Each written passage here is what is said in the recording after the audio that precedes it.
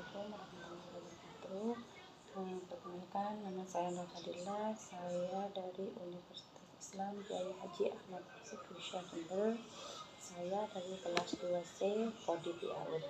NIM saya 250948004. Nah, saya di sini akan membuat video tentang mata kuliah ilmu kalam.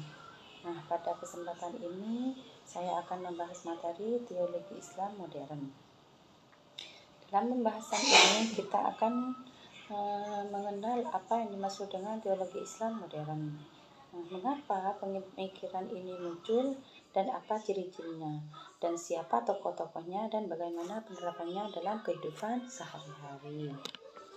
Untuk yang pertama, apa yang dimaksud dengan teologi Islam modern?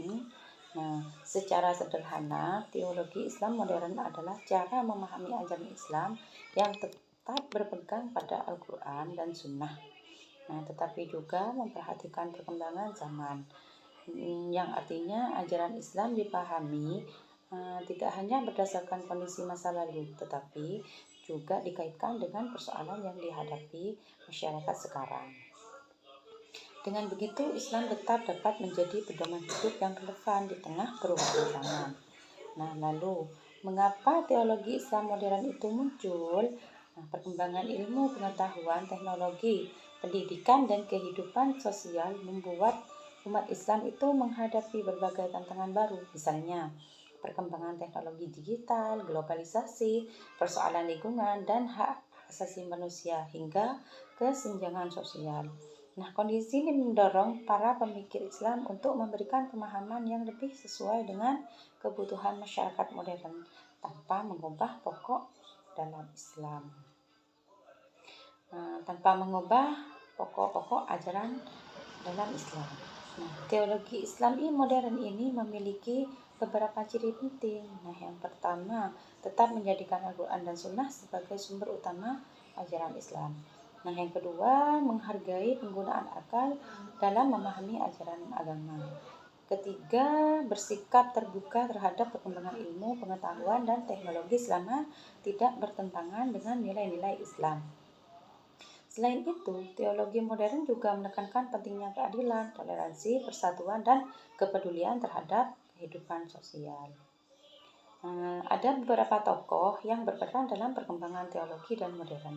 Salah satunya adalah Jamaluddin Al-Ghazali yang mengajak umat Islam itu untuk bangkit melalui persatuan dan pendidikan. Kemudian ada Muhammad Abduh yang berpendapat bahwa akal itu memiliki peran penting dalam memahami ajaran Islam selama tetap berpedoman pada Al-Quran dan Sunnah. Nah, selain itu ada Rashid Ridha yang melanjutkan gagasan pembaruan Islam melalui dakwah dan pendidikan.